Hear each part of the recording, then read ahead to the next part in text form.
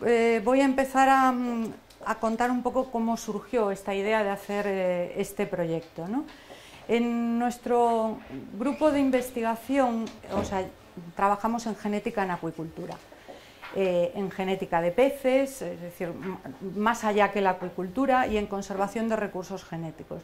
Y llevamos pues del orden de 20 años haciendo este tipo de trabajo, que es un trabajo básico y aplicado. Trabajamos pues para las grandes empresas como Pescanova, Stolz y Farm, empresas extranjeras, hacemos planes de mejora, trabajamos con paternidades, con toda una serie de temas, pero trabajamos con unas especies que no son especies de laboratorio. O sea, trabajamos con el rodaballo, con la dorada, con la lubina.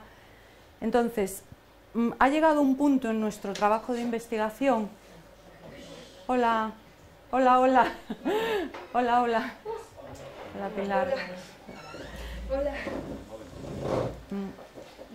Ha llegado un punto en nuestro trabajo de investigación donde para resolver determinados temas necesitábamos una especie de laboratorio, por así decirlo, una drosófila, ¿no? Una especie que tuviéramos un manejo muy fácil de laboratorio, que pudiéramos cruzar, que tuviera un tiempo de generación corto, lo que se considera un organismo modelo. Entonces, eso nos llevó pues, a buscar entre los organismos modelos que existen, que son realmente muy pocos. En el caso de vertebrados hay dos, el ratón y el pez cebra, y llevamos aproximadamente un año trabajando con el pez cebra en investigación, como un organismo modelo en el cual, por ejemplo, podemos modificar la acción de los genes, donde podemos introducir células, por ejemplo, humanas, es decir, toda una serie de técnicas que nos van a permitir responder a algunas de las cuestiones que no podíamos resolver con las especies que estábamos trabajando. A veces esto ocurre en investigación, se llega a un punto donde para poder responder a determinadas cosas se necesita un tipo de modelización, ¿no? Y en este caso el uso de un organismo modelo. Bueno, esa fue un poquito la historia de introducirlo en nuestro laboratorio. Entonces el pez cebra llega a nuestro laboratorio por una finalidad, digamos, de investigación, ¿no? Pero enseguida le vimos las posibilidades de que no solo sea un organismo para investigación, porque, como veréis ahora cuando vayáis al laboratorio, es un organismo que es muy fácil de mantener, es muy fácil de que se reproduzca, tiene un desarrollo impresionante que se puede seguir con, digamos, con unas lupas, con unos elementos microscópicos muy sencillos. Y entonces esto da la posibilidad de tenerlo en un aula, en un laboratorio. Entonces se nos ocurrió pues, pensar en algún tipo de proyecto que pudiéramos llegar a los centros de secundaria y de bachillerato. Y en eso pues, bueno, surgió una convocatoria, que es la convocatoria FECIT. Es una convocatoria de proyectos que la hace la Fundación Española para la Ciencia y Tecnología. La está celebrando anualmente y a esa convocatoria uno se presenta pues, con un proyecto que hay varias modalidades, ahora pasaré a explicarlo de manera más ordenada, pero digamos surgió ahí. Ahí nos decidimos y nos presentamos a esta convocatoria y ahí surge el proyecto Una cebra en el agua, que es llevar este organismo modelo a los laboratorios de un centro de secundaria. No solo eso, va a haber mucho más, no solo es tener el pez cebra, esto es un inicio, o sea, bueno, vamos a empezar con 20 centros y lo que esperamos es que de todos vosotros, de esta experiencia, ¿no?, de vuestros centros, nos enriquezcan de manera que, por supuesto, podamos mejorarlo, podamos hacerlo crecer y, en definitiva, entre todos, llevarlo a más centros si es posible y si tiene éxito. Bueno, entonces, nada, comentaros que en la convocatoria que nos presentábamos, la página de la FECIT es francamente buena, tiene muchas cosas de divulgación y es es un lugar donde uno se puede encontrar no solo recursos, sino también ideas y contactos. Entonces nosotros nos presentamos en esta parte que es el fomento de las vocaciones científicas, es decir, la gran línea son los proyectos del fomento de la cultura científica y nosotros optamos al fomento de las vocaciones científicas. La idea es que si en esas edades que son tan críticas, ¿no? Es decir, en la ESO y en el bachillerato, que son críticas para cuando la gente decide un poco sus vocaciones, ¿no? Y entonces que estén en contacto con la ciencia de una manera más directa, ¿no? Entonces a la convocatoria fuimos por ese apartado. Bueno, esta es la página de nuestro grupo, donde también nos dejamos una información, donde están todas las líneas de investigación y con todas las colaboraciones que tenemos. Decir que el grupo tiene en este momento más de 20 personas. Es un grupo que está sustentado realmente por 3 profesores funcionarios, yo misma, Paulino Martínez y Carmen Bouza, y el resto son todos contratados. Es una suerte que podamos trabajar todos juntos, pero que veáis que, bueno, no os cuento nada, ¿no? que el momento es difícil y la incorporación de gente nueva a la universidad es francamente difícil. Pero bueno, ahí estamos. Este es nuestro grupo y esta es una pequeña noticia que salió hace muy poquito aquí en El Progreso, porque bueno, hicimos un poco la presentación en sociedad de este nuevo laboratorio de pez cebra, que es lo que está allí detrás, que es muy pequeño y que lo vais a ver ahora.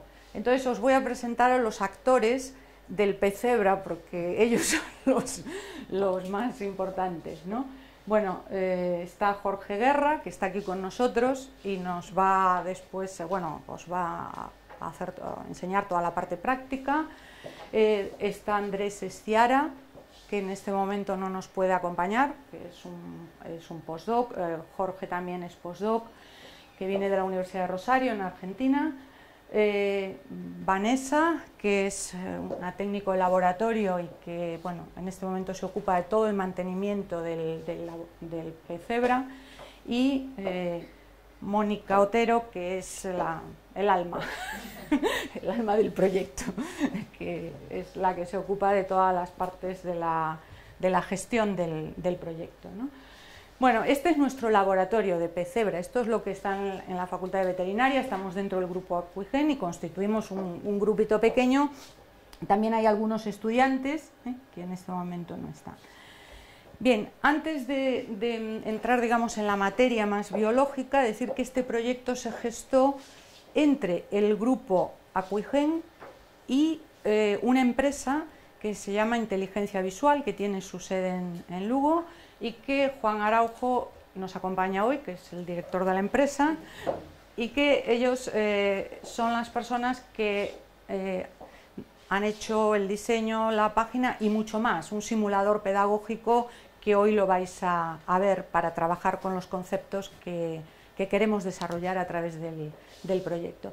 O sea que este proyecto se hizo con 2 grandes patas, por un lado el grupo Acuigen y por otro lado Inteligencia Visual. Después hay una serie de colaboradores, como puede ser la Fundación TIC, ¿no?, que nos apoya en el proyecto y que va a hacer pues toda una serie de grabaciones para luego que estén accesibles en la página. Y hay también otros colaboradores, que es la empresa que ha surgido del grupo, que os mencioné anteriormente, que es Ginacua, y que también actúa como colaborador. Bueno, ahora, ¿quién es el pez cebra? Bueno, es un pez de acuario originario de Asia. Puede alcanzar una talla máxima entre los 4 o 5 centímetros y es fácil de mantener. De hecho, es una especie que si sois aficionados o así o vais a alguna tienda de peces, enseguida los veis. Son unos, digamos, aquí en las tiendas de animales, por ejemplo, lo tienen. El mantenimiento. La temperatura aquí pone el óptimo es entre 22 y 30 grados, pero realmente la temperatura óptima es entre 26 y 28 grados. Óptima en el sentido que es cuando se da la reproducción. Entonces el laboratorio al que vamos a ir está a esa temperatura. Es un laboratorio al cual lo mantenemos entre 26 y 28 grados. Bueno, son omnívoros y aceptan todo tipo de alimentos y ya veréis si Jorge les da de comer cómo comen. Bueno, al principio comentábamos un poco el tema de los organismos modelo, ¿no? Y decíamos que realmente hay muy pocos, efectivamente. Pues Drosophila, E. coli se puede considerar un organismo modelo, Caenordytis elegans, alguna especie como alguna rana, o un Xenopus, es un Xenopus, el pez cebra y el ratón. Son estos los que se consideran. Y la gran importancia que tiene el pez cebra es que es, aparte del ratón, el único vertebrado. Y entonces esto lo hace una especie de muchísimo interés en biomedicina, por ejemplo. Bueno, las características de los organismos modelos, el pez cebra comparte todas estas, es decir, en los cruzamientos podemos obtener un número elevadísimo de descendencias. Hoy creo que tuvimos, ¿cuántos? 1000, 2000. Hoy cada día tenemos puestas y hoy, por ejemplo, tuvimos 2000. En un laboratorio ya muy pequeño. Es decir, que la facilidad de tener un número muy grande de descendientes es algo para hacer estudios de genética, para todo tipo de cosas, es importantísimo. Tienen un tiempo de generación muy corta, en torno a 3 meses. O sea, en 3 meses ya son maduros, ya se reproducen y ya podemos tener una nueva generación. Luego, tiene unos embriones absolutamente impresionantes, es decir, son unos embriones muy duros. Imaginaros que con 0 horas, con peces de hoy por la mañana, los vamos a pinchar para hacer transgénesis. Es decir, se van a atravesar a través del corium y luego estos se desarrollan normalmente. Son un tipo de embrión tremendamente robusto.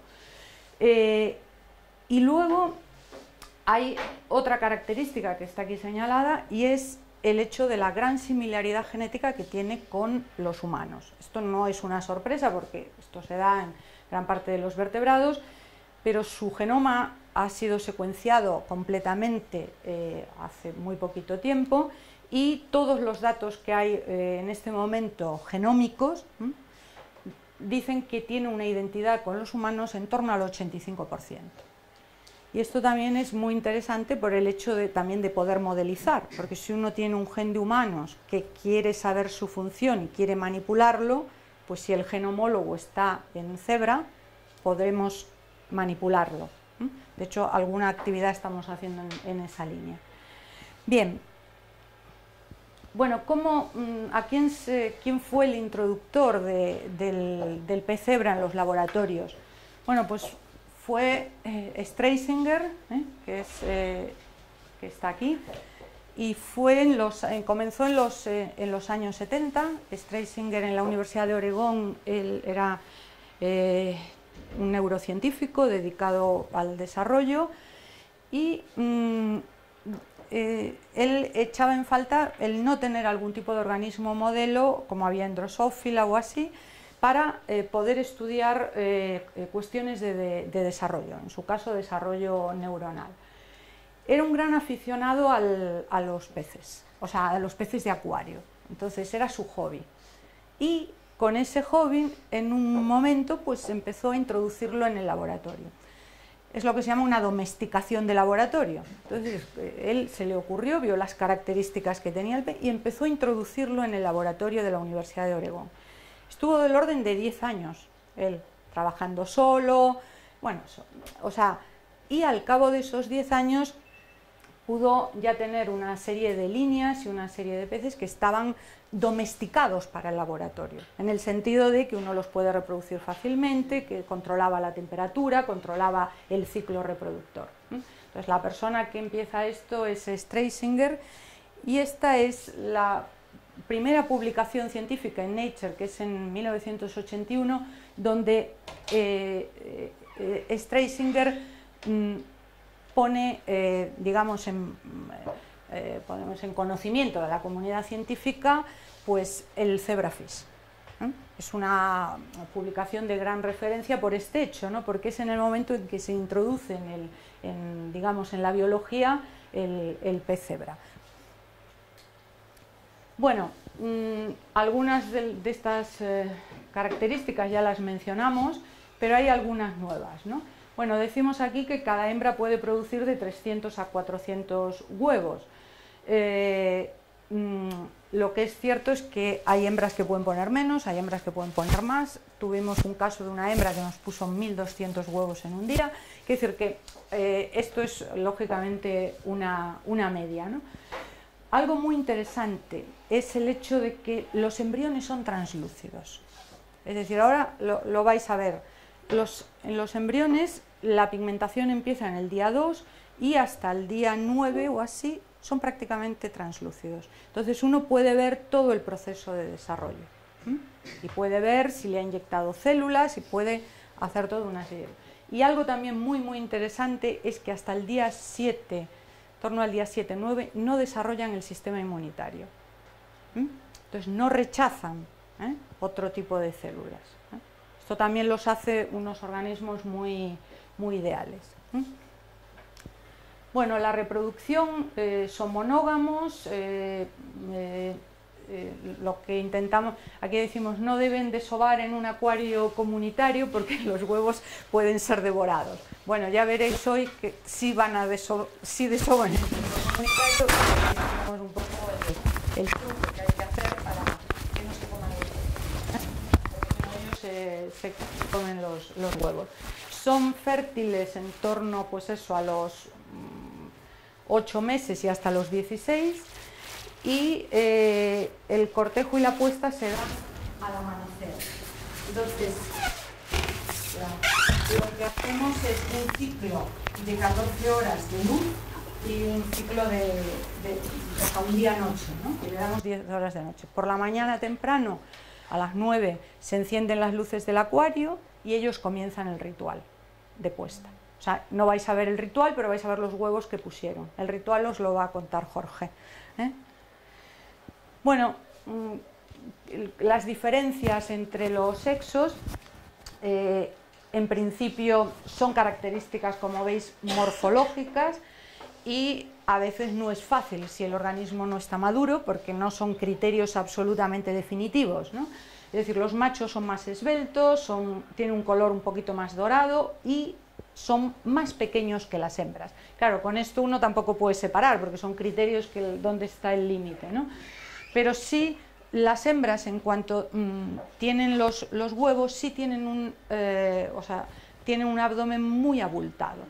Entonces, cuando hacemos, por ejemplo, separación de machos y hembras, porque a veces queremos hacer cruces dirigidos, entonces separamos los machos y las hembras, el criterio, digamos, fundamental para distinguir es si la hembra tiene ese abdomen, no los otros, porque los otros son más equívocos, te ayudan, pero no es el criterio definitivo. Bueno, esta sería una imagen, esta sería una hembra y esto sería un macho, ideal. Después la realidad, cuando los veáis ya diréis, uy. No, esta la vamos a pasar. Esto es lo que decíamos de los embriones translúcidos. Esto es a 0 horas, esto es a 18, ahí es a 48, fijaros que ya empiezan a tener los órganos preformados, vais a ver que les late el corazón. Bueno, tenemos embriones de varios días, tenemos de hoy, de ayer, de antes de ayer, entonces a los 7 días tienen prácticamente todos los órganos formados. Y entonces también es muy bonito para desarrollo. O sea, yo no voy a entrar en cosas de desarrollo, pero si lo queréis utilizar así, la verdad que está muy bien, ¿no? Esto es un poco para ver lo de los órganos, fijaros, esto tiene muy poquitos días y ya tiene pues la vejiga natatoria, el corazón, que lo veréis hoy ya muy bien, bueno, veremos latir el corazón, los ojos, o sea que con muy poquitos días casi tenemos todo. Y esto ya es a un nivel de detalle, esto es entre 0 horas, este es el cigoto, el esquema a continuación es un esquema, ¿no? Está tomado de foto, pero se le ha quitado el corión. El embrión tiene corión hasta aproximadamente las 48 horas. O sea, como veíais antes, que estaba metido en el corión, ¿no? Esto es el momento en que eclosionan del corión, o si no también el corión, cuando hay que trabajar en 48 horas por razones de investigación, el corión se lo retiramos, o con pinzas o con pronasa, que es una proteína. Entonces, este es un esquema muy bueno porque te permite ir viendo con mucho detalle, pero hay que pensar que en este momento el pez está dentro del corión, ¿eh? Es decir, para enseñárselo igual a un alumno no es el más adecuado, porque, bueno, para verle el desarrollo sí, pero... no. Bueno, comentaros los tres grandes objetivos, ¿no?, del proyecto. El primero es tener el pez en el aula, o sea, tener un acuario que os lo vamos a suministrar, donde vais a tener pues un calentador para tener la temperatura de 26 hasta 26, 28 grados, vais a tener unas parideras, que es donde los peces se pueden reproducir, y también os vamos a entregar unos peces. Hoy, Moni, no podemos entregar los peces, ¿no? No, los peces, eso lo pensamos, las vacaciones de Navidad. Claro, bueno, hoy pensábamos entregaros todo, pero después, con algunas observaciones de algunos de vosotros telefónicas, nos dimos cuenta que estaba la Navidad y comen todos los días. Bueno, podéis dejarlo un sábado o un domingo, pero comen. Comen. Sobre todo si uno quiere que se reproduzca. Vamos a ver, si lo que uno quiere es solo el mantenimiento, igual los puede dejar sin comer 2 días, pero todas las Navidades no. Entonces pensamos entregaros el acuario, todo, y luego os vamos a enviar los peces, justo a la vuelta de Navidad o cuando digáis vosotros. Si alguien quiere tener los peces antes, lo podemos hacer, Vamos, quiere decir que también nos adaptamos. Os los enviamos en bolsitas o os los acercamos o lo que queráis. Pero fue el tema de la Navidad. Vale, entonces, el primer objetivo sería ese, manejar el pez en el aula, que se reproduzca y que a partir de ahí los alumnos pues puedan, digamos, ver una serie de cosas, que puede ser desarrollo, que puede ser algunas ideas de genética o solo el organismo en sí, ¿no? El segundo objetivo es trabajar con las leyes de la herencia, que es algo que en cuarto de la ESO se hace, forma parte del programa. ¿En primero de BAC? No, en segundo, ¿no? Sí. Entonces, bueno, con las leyes de la herencia, ¿qué nos planteamos? Se necesitaría mucho tiempo y se necesitaría un tipo de infraestructura un poco más complicada, porque necesitaríais mantener varias líneas y necesitaríamos por lo menos 3 o 6 meses para ver los resultados. Entonces, en el caso de las leyes de la herencia, el trabajo se va a hacer exclusivamente a través de un simulador pedagógico. Es decir, donde se va a trabajar con las leyes de la herencia, lo vais a tener accesible en principio solo para vosotros y vuestros alumnos, os daremos una entrada. No es que se ha cerrado el proyecto ni mucho menos, o sea que también se podrá luego pues llevar a otros centros, ¿no? Y solo lo vamos a trabajar a ese nivel. Y luego apuntamos el conocer nuevas tecnologías genéticas. Obviamente la transgénesis no es una nueva tecnología genética, hay que decir, es relativamente nueva, pero sí es algo que está muy al día, ¿no? Es decir, que constantemente pues en la televisión, en muchos sitios se dice, pues hay un tomate transgénico, hay... Entonces, la idea de un transgénico es muy sencilla, o sea, desde el punto de vista conceptual, ¿no? Entonces, el que el alumno pueda saber lo que es un transgénico, en este momento se puede considerar una cosa de cultura científica. Lo que no tiene que, en mi opinión, o saber el alumno es cómo se consigue el transgénico, igual, a este nivel. Pero bueno, eso queda en vuestras manos. Entonces, la transgénesis la vamos a ver, la vais a ver vosotros, en el laboratorio, y para los alumnos lo tenemos pensado con el simulador. Pero incluso también se podrían hacer, con la imaginación se podrían hacer muchas cosas también en el laboratorio incluso. Ya se me ocurre que alguno podría pincharlo. Y una técnica que es la de xenotrasplante, que es trasplantar células o de ratón o de humanos al pez, es algo que nosotros estamos haciendo por una colaboración que tenemos ahora mismo con el Hospital de Santiago, y es un tema en el que hemos trabajado mucho y trabajamos, bueno, es la línea más fuerte que tenemos ahora en el caso de cebra, y también hemos visto que es algo que también se le puede trasladar al alumno, sobre todo la idea de el rechazo o no, es decir, hasta el día 7 este organismo no rechaza, es decir, no desarrolla su sistema inmunitario. Entonces, bueno, esto en principio no sé si es algo que vosotros explicáis habitualmente o no, pero nos pareció que era una idea también que se podía trasladar perfectamente. Y esto también lo vais a ver en el laboratorio y con el simulador.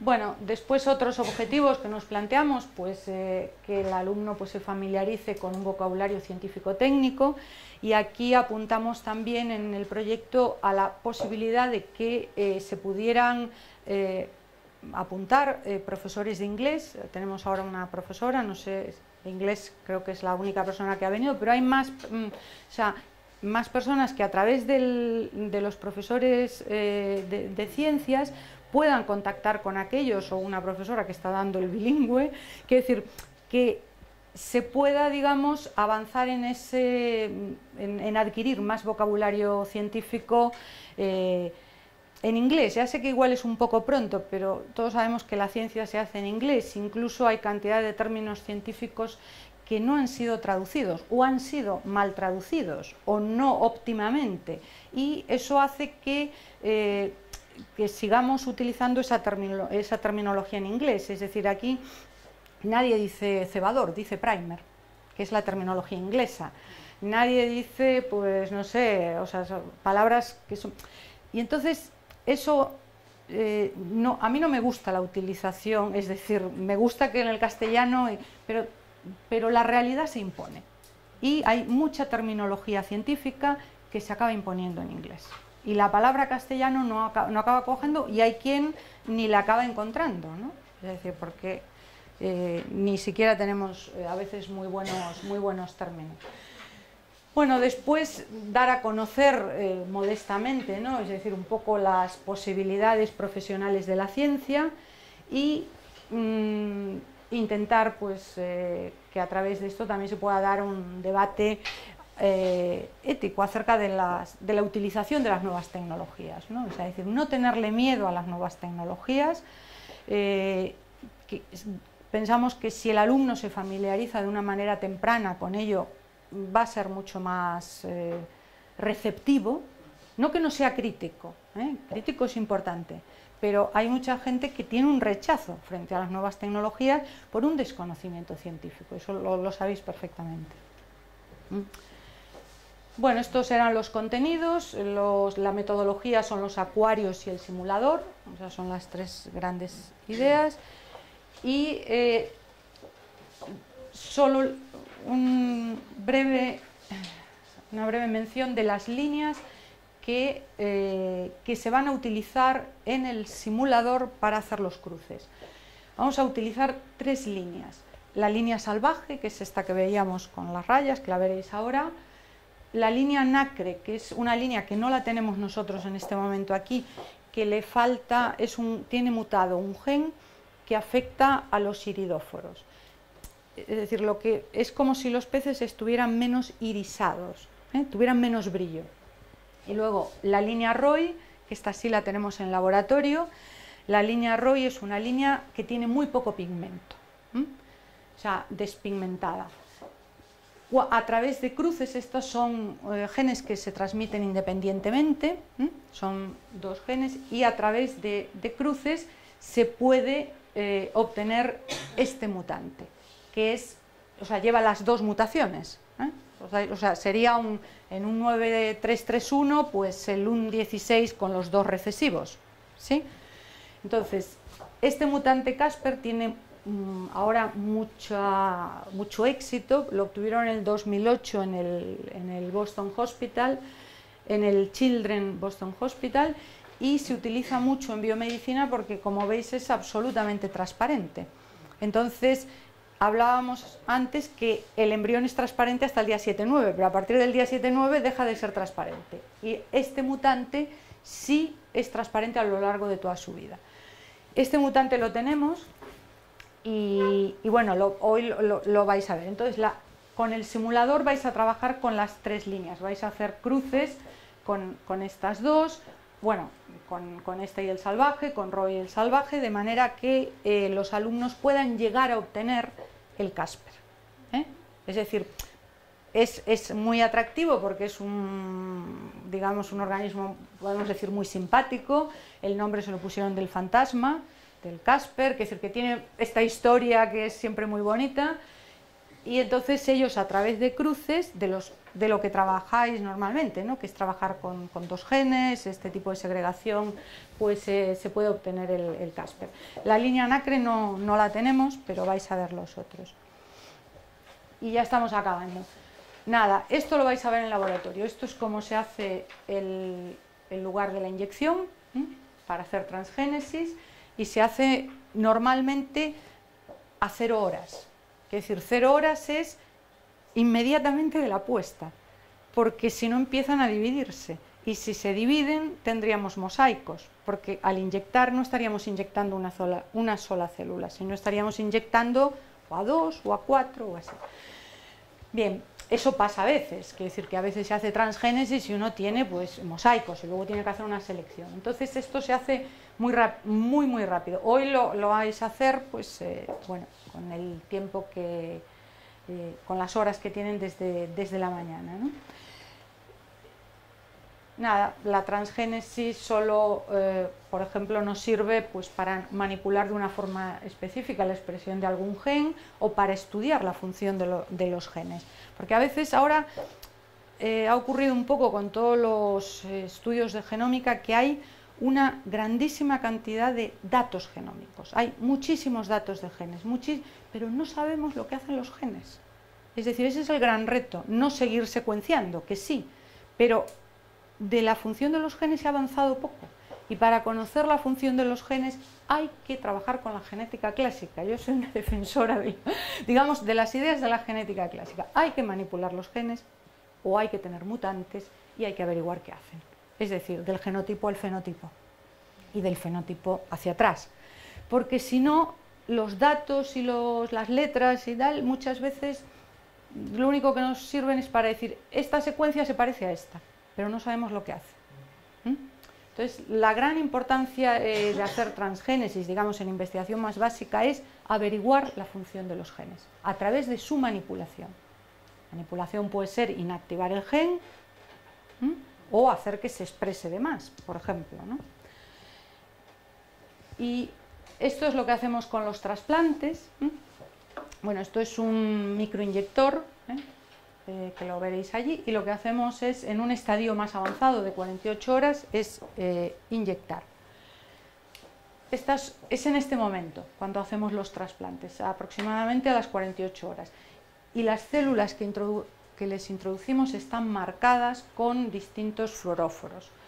Ahora estamos utilizando uno que marca en rojo, empezamos trabajando con verde y con rojo, y este sería el chequeo que hacemos en el microscopio de fluorescencia una vez que acabamos de inyectar, para ver qué tienen las células. Vale.